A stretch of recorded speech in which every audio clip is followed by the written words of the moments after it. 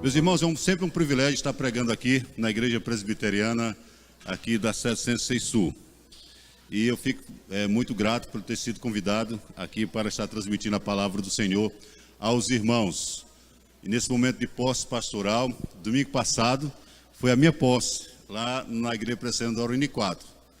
E aí eu disse, irmãos, agora os irmãos, assim como veio um pastor pregar na Igreja do Auriniquato semana passada, o reverendo Cláudio foi da posse, juntamente com o presbítero Gilberto, agora eu estou vindo aqui para estar dando posse ao reverendo também Danilo, e convidar também para ser o pregador também nessa noite. Eu descobri ontem que o pastor Danilo, ele diz que está agora com um costume de terminar o sermão dele e fazer uma poesia. Não é isso? Diz como é poeta agora. E aí eu digo, rapaz, eu também gosto de poesia, mas só que eu sou um poeta diferente, sou nordestino. Eu gosto de cordel, né? Cordel, eu gosto de cordel. Embolada de coco, quem sabe, nordestino gosta desse tipo de rima, né? E eu vou fazer só um versinho para ele aqui, é um versinho que eu já peguei, eu adaptei. Eu conheço esse verso há muito tempo, quando eu era criança, quando eu estudava, eu me lembro desse verso. Eu vou adaptar e vou fazer esse verso. O pastor Danilo termina o sermão com um verso, eu vou começar com um verso. É diferente dele, né? E diz assim, irmãos, quando o pastor pega a Bíblia e começa a pregar, os anjos descem do céu, os peixes saem do mar, os defuntos saem da cova e todos vêm lhe escutar. Está vendo aí? Quando o pastor pega na Bíblia e começa a pregar, que na verdade é assim, quando eu pego na viola e começa a tocar, os anjos descem do céu, os peixes saem do mar, os defuntos saem da cova e todos vêm me escutar. E falando em peixe, vamos estudar sobre um peixe na Bíblia, lá em Jonas capítulo 2. Nesse momento aqui não é o peixe que a gente vai comer o peixe, é uma pessoa que foi comida pelo peixe. Nós estaremos então analisando o capítulo 2 de Jonas, para meditação na palavra do Senhor nessa noite. Jonas capítulo 2, versículo de 1 a 10. Profetas menores. Então você vai encontrar aí, depois dos profetas maiores, antes de Mateus, aí você vai encontrar Daniel, depois de Daniel você vai andando um pouquinho mais, encontrando os profetas menores. O quinto livro dos profetas menores, depois de Oséias, é Jonas. Abra sua Bíblia em Jonas, capítulo 2. Vamos ler esse texto da palavra do Senhor e vamos meditar nessa noite. Mantenha a sua Bíblia aberta. E é interessante que esse texto aqui, mesmo sendo uma oração, se você comparar a estrutura como ele está montada, parecido também com uma poesia.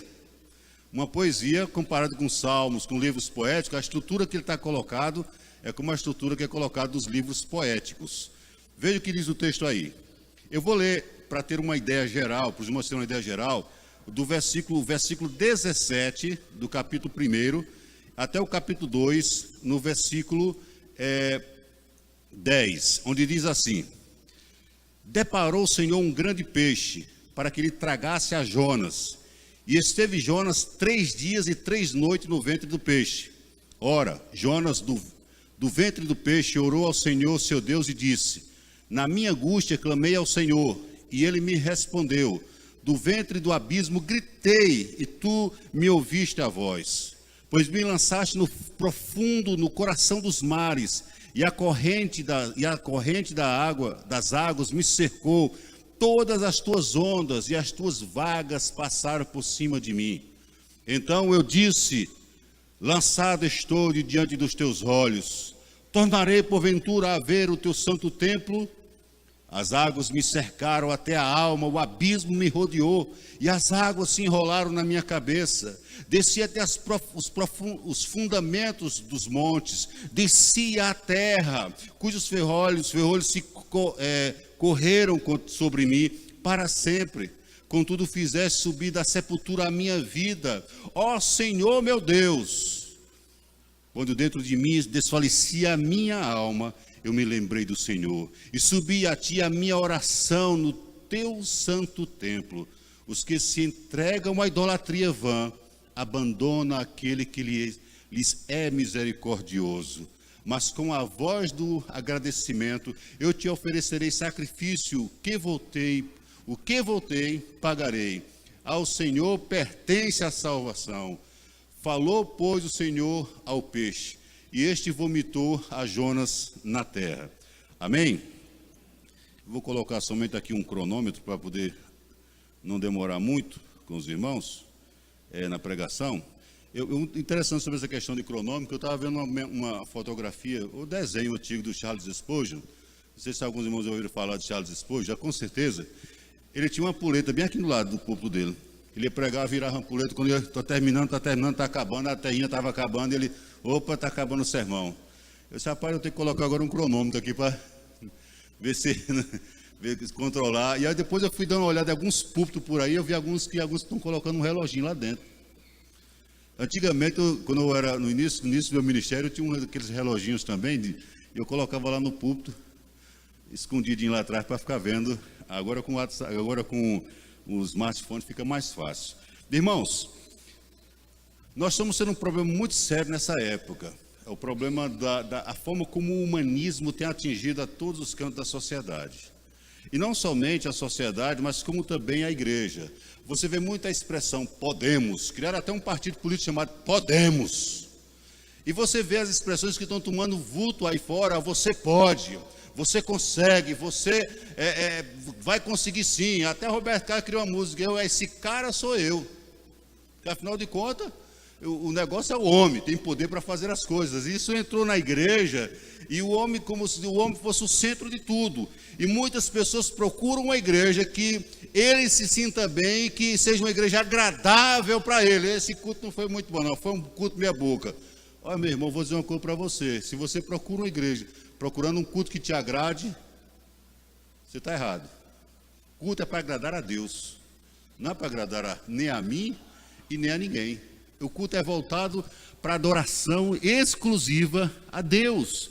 É Ele que tem que ser exaltado, não o homem. Mas nesse tempo de antropocentrismo, isso é que o homem é o centro.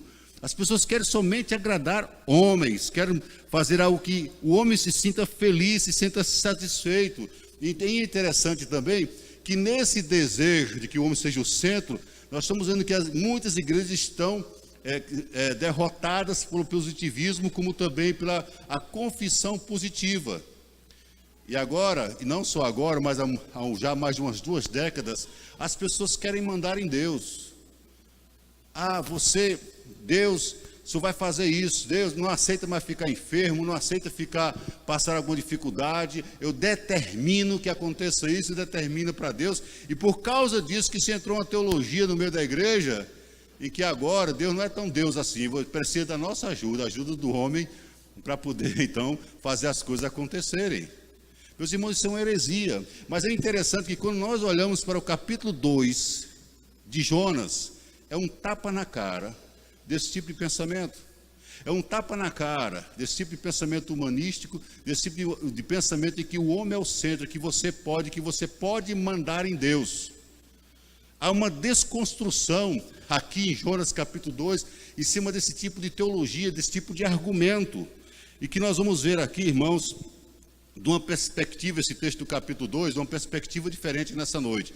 Geralmente, a gente tem uma tendência de observar Jonas de uma perspectiva missionária.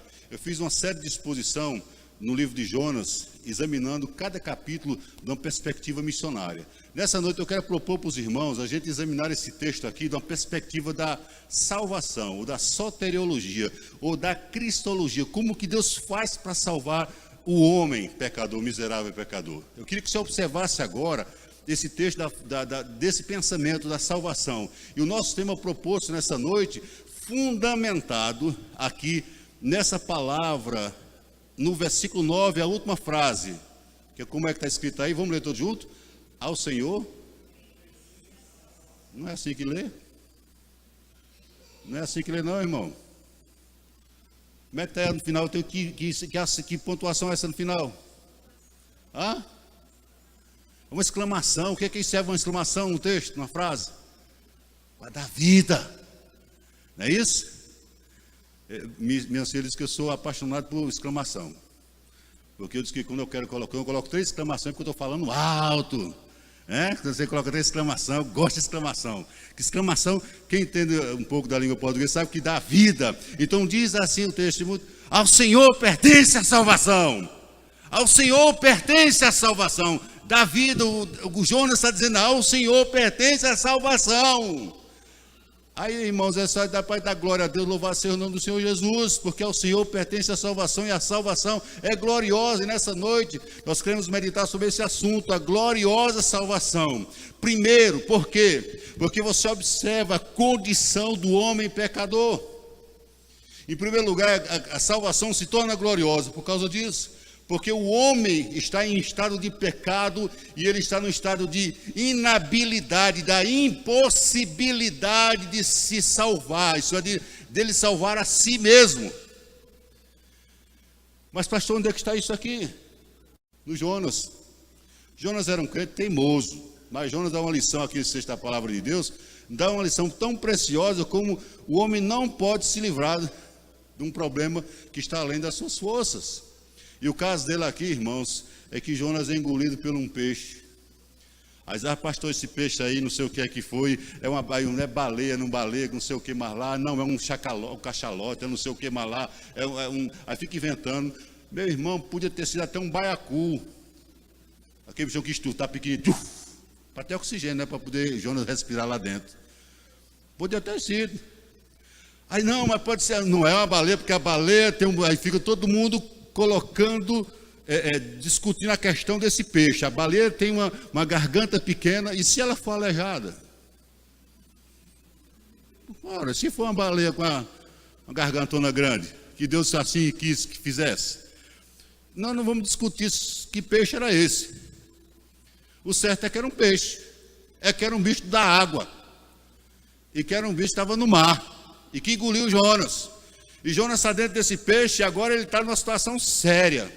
E a gente fica pensando, toda vez que a gente olha para esse texto aqui, olha para Jonas no peixe, na barriga do peixe, a gente fica imaginando, eu não sei se os irmãos lembram que houve uma época de passar aquele filme desenho animado do Pinóquio, em que uma baleia engole o Pinóquio, engole a Gepeto e fica lá dentro, o pai dele, lá, e acende uma velhinha, fica lá dentro de um barco, tal. E alguns irmãos ficam imaginando o Jonas sentado lá dentro com a velhinha acesa. Meu irmão, o negócio estava escuro, ele não estava enxergando nada.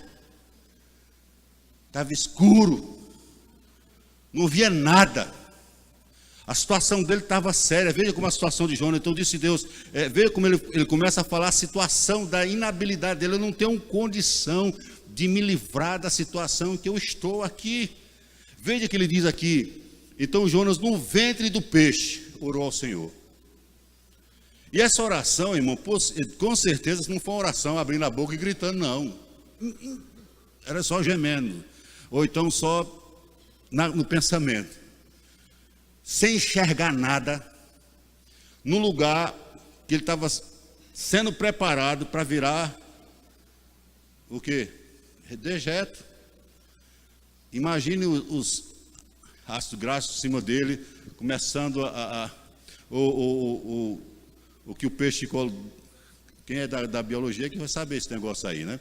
Que vai desmanchando o indivíduo lá dentro. E ele começou, irmãos, sendo preparado para se transformar em alimento de peixe. Já estava engolido. Agora vai digerir esse Jonas. E Jonas começa a perder a sua vida, diz o texto da palavra do Senhor. Ele começa a ficar angustiado. E diz aqui, no versículo 3, pois me lançaste no profundo, no coração dos mares. Eu estou numa situação de profundeza. Além de estar na boca do peixe, o peixe mergulhou. E agora a situação está séria, não há pescador por perto. Primeiro que ele nem via nada, não entendia nada, não podia pedir socorro, não tinha um telefone lá dentro, não tinha um WhatsApp, não tinha nada para ele poder entrar em contato com ninguém. E quem era um Jonas? E que ninguém sabia, ele não deixou recado para onde é que ia. Ele não disse, gente, você não volta em tal dia. E só os homens que estavam no barco, que souberam que Jonas foi lançado, mas possivelmente viu aquele homem morrer afogado. Jonas estava como fosse um indigente lá, não tinha identificação. E veja o que diz o texto, ele começa a falar sobre a sua inabilidade. No coração dos mares, a corrente das águas me cercou e todas as tuas ondas e as tuas vagas passaram por cima. Isso é, as ondas do mar e as vagas, as ondas do mar ficaram lá em cima e eu lá embaixo. E o peixe teimou para aprofundar mais ainda. diz o texto, então eu disse, lançado estou diante dos teus olhos, tornarei porventura a ver o teu santo templo. As águas me cercaram até a alma, o abismo me rodeou, diz o versículo 5, e as águas se enrolaram na minha cabeça. Desci aos fundamentos dos montes, desci até a terra, cujos seus olhos se correram sobre mim para sempre. Contudo, fizeste subir da sepultura a minha vida, ó Senhor meu Deus. Ele começa a dizer assim que ele vai, o peixe que engole, ele vai para a profundeza dos lugares mais profundos do mar e lá fica. E agora, como é que escapa? Não tinha anzol por perto, não tinha nada. Ele viu que não havia possibilidade de salvação. Não há como sair dessa situação. O ser humano, ele só vai entender o quanto é gloriosa a salvação quando ele compreender que ele não pode fazer nada para ser salvo. A Bíblia diz isso em vários lugares. A Bíblia diz também, irmãos, lá em Ezequiel, capítulo 37, do Vale dos Ossos Secos, que aqueles ossos não fizeram nada, ali foi tudo uma ação externa de Deus para fazer com que aqueles ossos se juntassem, depois viessem os tendões e a pele sobre ele e o sopro do Espírito sobre ele para que eles pudessem viver. Eles não podiam fazer nada. A Bíblia diz lá em Efésios, no capítulo 2, que nós éramos mortos em delitos e pecados.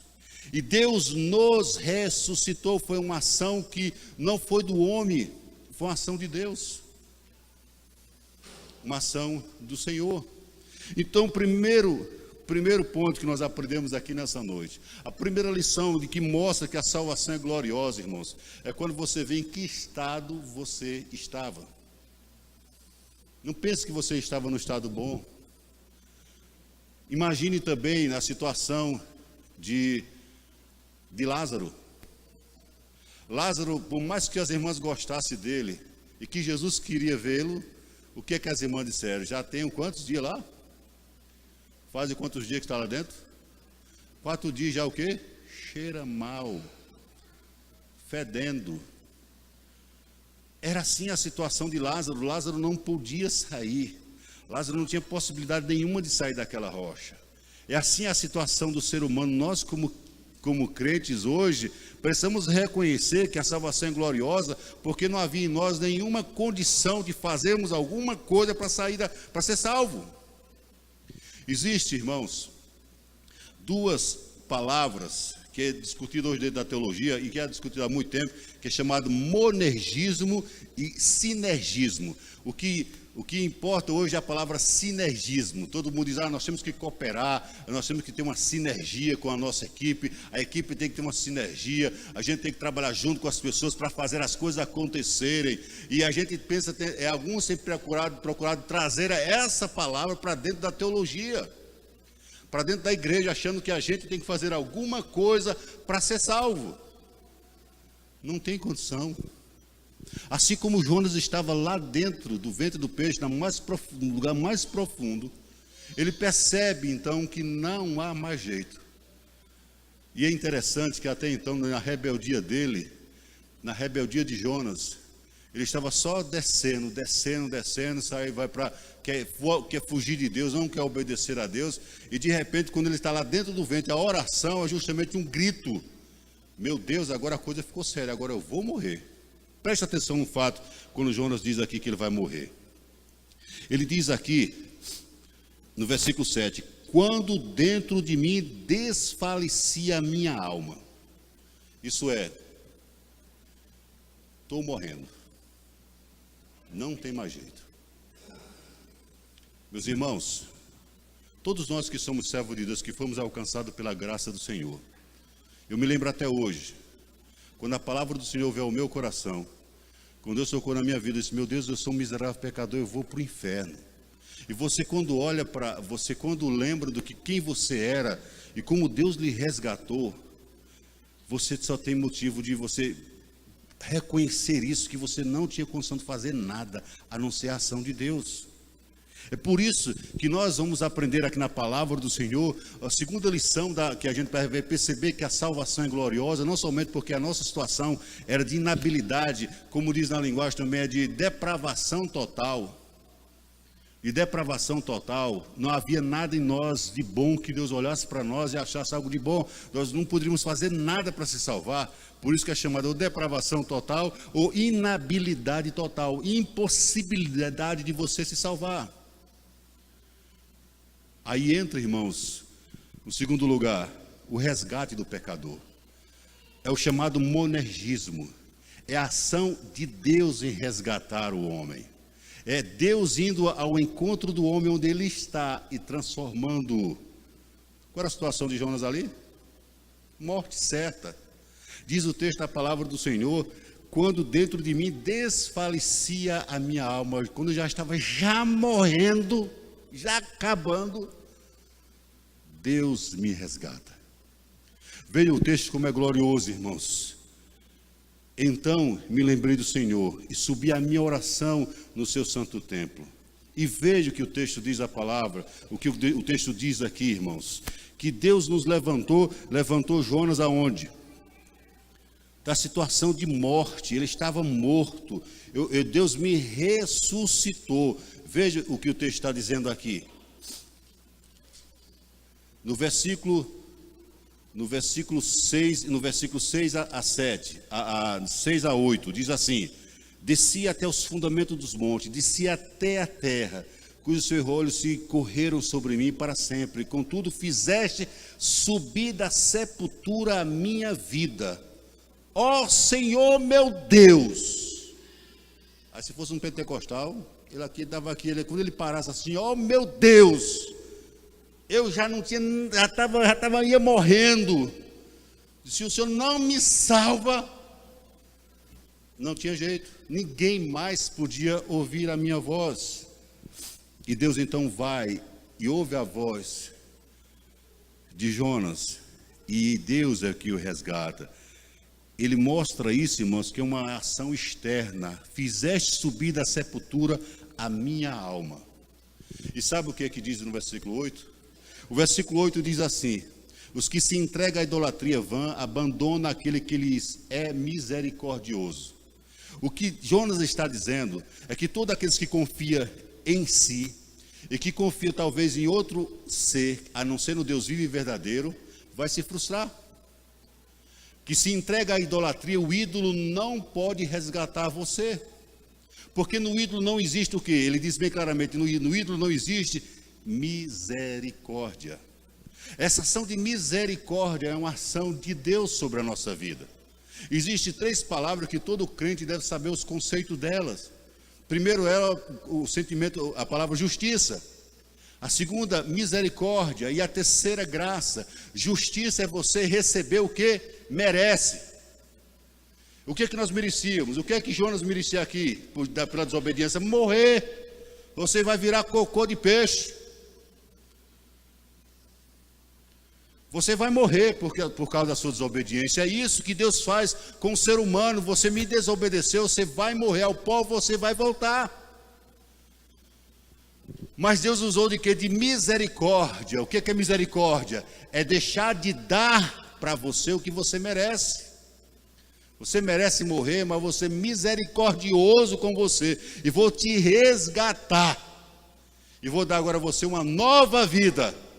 Isso é graça. É dar para você o que você não merece. Graça é um favor imerecido, você não merecia. Porque se você recebesse alguma coisa porque você fez alguma coisa, então não é graça. Há uma ilustração interessante, um desenho mostrando a diferença entre o sinergismo e o monergismo. O sinergismo era um desenho assim com uma sepultura, uma lápide, e a pessoa pega e joga uma boia daquela de resgate. Mas a boia está em cima da cova. E aí, a boia está aí. Vai, agora pega a boia. Duvido de fundo fazer isso. Duvido. Aí a ilustração do sinergismo é o indivíduo na cova sendo arrancado da cova, da sepultura. Aí não é o sinergismo, é o monergismo, a ação de Deus. O sinergismo é só uma boia e você não consegue se livrar. O monergismo é a ação de Deus lhe resgatando, lhe tirando lá da sepultura. É assim que Deus fez com Jonas. É assim que Deus faz com cada um daqueles que de fato reconhece que é miserável, pecador, que é desobediente, que foi justamente na situação de desespero que Jonas clamou a Deus. Deus, cadê o tempo, Senhor? Eu estou com saudade. Ele começou a lembrar da vida dele. Agora, quando o raio desfalecia, e Jonas não pôde fazer simplesmente nada. E sabe o que acontece, irmãos? A salvação é gloriosa. E como ela é gloriosa, nós aprendemos que a condição do pecador é gloriosa, porque nós éramos mortos em nossos delitos e pecado. E quando a gente vê que não tinha possibilidade nenhuma de ser salvo, nós vemos a ação de Deus na nossa vida, nos resgatando. Em segundo lugar, o resgate do pecador. E em terceiro lugar, nós aprendemos aqui no livro de Jonas, no capítulo 2, a adoração desse pecador. A adoração do pecador, o agradecimento desse pecador, irmão, esse reconhecimento desse pecador inabilitado. Esse pecador que é habilitado agora diante de Deus como justo, que ele é justificado pela graça, não a ação dele, mas uma ação de Deus. Ele tem agora, irmãos, um sentimento de grande agradecimento, como diz aqui no versículo 9. Mas com a voz do agradecimento, eu te oferecerei sacrifício. O que votei, pagarei. Ao Senhor pertence a salvação. Isso é, Jonas diz assim, no final ele reconhece, e ele diz: eu vou ser grato pelo que Deus fez na minha vida. E o interessante, irmãos, que essa gratidão era demonstrada não somente porque ele vai oferecer sacrifício de louvor a Deus, de gratidão ao Senhor, mas ele vai servir a Deus. Ele passa agora, mesmo não compreendendo inicialmente algumas coisas, mas ele obedece. E ele era um profeta. E ele serve a Deus com alegria. Ao Senhor pertence a salvação. Veja, irmãos, eu queria que você observasse aqui no texto sagrado, que Jonas, ele coloca, quando ele resiste esse texto da palavra do Senhor, inspirado por Deus, ele mostra claramente que há uma coisa aqui, que nós falamos no início, que não teve controle nenhum da parte de Jonas, que era o peixe. Observa aqui no capítulo 1, versículo 17. O que é que diz o texto aqui? Deparou o Senhor um grande peixe para que tragasse a Jonas. E esteve Jonas 3 dias e 3 noites no ventre do peixe. Agora observe lá no versículo 10. Falou, pois, o Senhor ao peixe. E esse vomitou Jonas aonde? Na terra. Em nenhum momento Jonas teve o controle sobre o peixe. Deus teve o controle o tempo todo sobre aquele peixe. Eu não vou falar aqui, como alguns tentam achar coisa que não tem aqui no texto. O que o texto está dizendo claramente aqui, irmãos, é que Deus fala para aquele peixe, e aquele peixe obedece à voz de Deus. O peixe obedecia à voz de Deus o tempo todo, mas Jonas não. No capítulo 1, você não vê Jonas obedecendo à voz de Deus. Jonas passa a ser comida indigesta do peixe. E lá no capítulo 4, no capítulo 3, veio a palavra do Senhor segunda vez a Jonas, dizendo: dispõe-te, vai à cidade de Nínive e proclama contra ela a mensagem que eu te digo. Levantou-se, pois, Jonas e foi a Nínive, segundo a palavra do Senhor. Ora, Nínive era cidade muito importante diante de Deus, e de 3 dias para percorrê-la. Agora Jonas recebe a mesma palavra, como diz lá no capítulo 1, veio a palavra do Senhor, versículo 1 e versículo 2. Veio a palavra do Senhor a Jonas, filhos de Amitai, dizendo: dispõe-te, vai à grande cidade de Nínive e clama contra ela, porque a sua malícia subiu até mim. Jonas se dispôs, do versículo 3, a fugir da presença do Senhor. Agora Jonas, depois de toda essa experiência, Jonas, tão grande salvação. Eu sirvo a um Deus soberano, que o ídolo não pode fazer isso, não existe outro Deus. Eu vou servir esse Deus com alegria. Ele dispõe agora para ir para Nínive. E a gente fica pensando, onde é que é Nínive? Tem muitos irmãos que imaginam que Nínive, Jonas foi vomitado na praia de Nínive. Meus irmãos, olha a geografia. Ele estava no mar Mediterrâneo. O peixe engoliu Jonas no mar Mediterrâneo. Não havia ainda o canal de Suez, que pega o mar Mediterrâneo e junto com o braço do mar Vermelho. Mesmo fosse assim, o peixe tinha que passar pelo canal de Suez para descer o mar Vermelho, entrar lá pelo rio Eufrates, subir até chegar lá em Nínive. Tinha que ser um peixe numa velocidade, meu irmão, de trem-bala para chegar lá. Esse peixe vomitou Jonas, possivelmente ali daquelas praias do mar Mediterrâneo. Agora você vai a pé. E Jonas se dispôs e foi, todo fedido a peixe, mas foi. Jonas vai e obedece a Deus. Ele agora agradece ao Senhor servindo a Deus. Ele agora consegue olhar, meu Deus, agora imagine quando ele sai naquela praia, meu Deus, eu escapei, fedendo, mas escapei. Aí é literalmente escapar fedendo, mas escapei. E foi tudo pela glória de Deus. Senhor, eu vou te servir com alegria, eu vou te servir. Jonas ainda teve todo um tratamento ainda no capítulo 3, no capítulo 4, mas ele serve ao Senhor. Meus amados, nós temos que demonstrar gratidão e adoração a Deus constantemente. Quando você reconhece o que Deus, como você era, o que Deus fez por você, a maravilhosa e gloriosa salvação, deve surgir em nós, irmãos, sempre motivo de agradecimento e motivo de servir a Deus com alegria. Porque eu e você, a única coisa que entramos nesse negócio da salvação foi com a parte ruim, que foi o pecado. Só entramos com a parte ruim, com a nossa desobediência, com o nosso pecado, e a ação foi toda de Deus para nos salvar e nos resgatar. E para concluir, irmãos, eu gostaria de você pensar um pouco aí. Em que condição você se encontra agora? Tem muitas pessoas que vivem vindo para a igreja e ficam ignorando, ainda não entendeu o que Jesus fez por você. E leva a vida, deixa a vida me levar, a vida leva eu. Vou para a igreja quando eu quero. Como você se encontra agora? Que condição? É preciso que você tenha que entrar na boca do peixe para você reconhecer. Quando estiver faltando o fôlego de vida, já desfalecendo a sua alma, você reconhecer Deus. Interessante que duas ilustrações interessantes aqui nesse texto.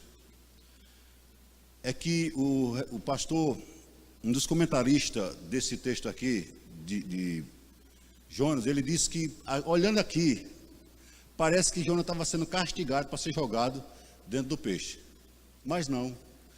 O castigo que aparentemente a gente percebe é o livramento dele. Porque se Jonas, quando ele foi jogado na tempestade, ele morreria ali. Morreria rapidinho, ele ia morrer. Porque logo que ele caiu dentro d'água, o peixe engoliu ele. E ainda passou o quê? 3 dias. 3 dias aproximadamente, como Jesus fez a comparação com a questão da sua morte e depois da ressurreição. 3 dias Jesus morreu na sexta, passou sábado e domingo e manhã ele ressuscitou. Ele pode ter passado uma parte de um dia inteiro e outra parte do dia, até o peixe vomitar ele. Ele foi salvo pela graça do Senhor. Não foi um castigo, foi uma ação de Deus. Talvez você esteja passando hoje por uma situação em que parece que você está dentro de um peixe, faltando fôlego da vida. Essa é a oportunidade que Deus está te dando, para que você reconheça que é miserável pecador, que você é desobediente e que você precisa se arrepender e sair e pedir: Deus, tem misericórdia da minha vida. Clamar como Jonas, porque Deus só atendeu a voz de Jonas quando ele clamou. Diz o texto da palavra: na minha angústia eu clamei. Orou ao Senhor quando estava no ventre, e diz o texto: na minha angústia clamei ao Senhor. Não espere entrar na angústia. Ou se você já entrou, e se você aqui nessa noite, querendo, não ter experimentado desse dom da salvação, clame ao Senhor. Reconheça que é miserável pecador. Reconheça a sua inabilidade. Arrependa-se, confesse e clame a Deus. Aqui nós aprendemos, irmãos, a chamada ordem salutis, ou na teologia, a ordem da salvação. E vamos explicar isso para vocês. O homem nasce em pecado. Mas na verdade, quando ele se converte, eu me lembro que eu me converti em 1985. Eu não tinha entrado em igreja, não sabia nem o que era igreja. Nunca tinha entrado numa igreja evangélica. Fui criado tradicionalmente numa igreja católica. E quando Deus transformou a minha vida, foi uma ação de Deus na minha casa. Eu estava em casa, quando Deus transformou a minha vida, eu, arrependido, pedi perdão a Deus. Aí entra chamado novo nascimento. O novo nascimento opera nesse momento. Quando eu fui para a igreja, já fui convertido. Quando você disse: agora eu quero ser crente, é porque Deus transformou a sua vida. Porque se Deus não transformou a sua vida, você não vai viver o que diz aquele hino do nosso hinário extremamente conhecido: foi na cruz, que um dia eu vi meu pecado castigado em Jesus. Você só vai ver e compreender, entender o que Jesus fez por você, quando o Espírito Santo operar um novo nascimento na sua vida. Se você experimentou de fato, esse novo nascimento, você compreende, como Jonas aqui teve que passar por uma situação como essa, para compreender a ação poderosa de Deus na vida dele. Agora eu entendo que eu sirvo um Deus que salva, um Deus que é incomparável, um Deus que me tirou, que me levantou da sepultura. E ele agora compreende, e ele agora adora ao Senhor. Irmãos, perguntaram numa entrevista de John Piper, a Rick Warren, perguntou para ele sobre a questão da depravação total. Rick, me explica o seguinte: para você, como é que você entende a depravação total e a ação de Deus para salvar o homem pecador? Ele disse assim: eu quero contar uma ilustração para vocês. Eu chamei, ele disse que na igreja dele chamou duas pessoas que fizeram parte daqueles 33 homens mineiros que estavam lá naquela mina do Chile. Não havia nenhuma possibilidade daqueles homens conseguir sair daquele buraco por eles. Eles podiam: não quero ajuda de fora. Eu vou pegar uma colherzinha aqui, uma picareta aqui, vou abrir aqui até sair fora.